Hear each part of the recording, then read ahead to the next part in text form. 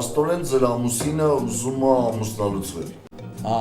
Եվ դուք դեմ չեիք լինի, որ նրա ունեցվածքի 50%-ը ամուսնալուծության հետևանքով անցներ ձեզ։ Դե որ ուզում է բաժանվի, թող կեսը մուծվի։ Շատ լավ, ես վերցնում եմ ձեր գործը։ Ես ուղղակի մի քանի հատ հարց տամ ձեզ, դուք պատասխանեք, որպեսզի դատական նիստին ավելի պատրաստված լինեք։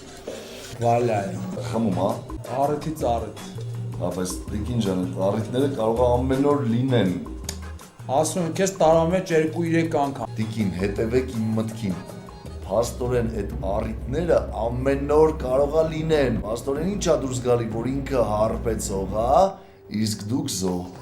Լավ, ջոգերցի ուներ տանում։ Լավ, այս 10 տարվա ընթացքում նա ձեզ ծեծի ենթարկել, հա։ Չնայած բաքսորա, ձեռը լավ էլ պինդա, բայց ինձ կյանքում մատով կպած չկա։ Տիկին ջան, ուրեմն երևի դուք չգիտեք,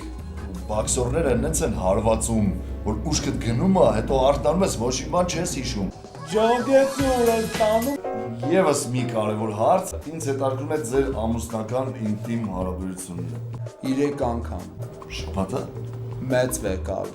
տարին, Ինչ ամուսնացել ենք 3 անգամ ընդամենը եղել։ 10 տարվա ընթացքում ընդամենը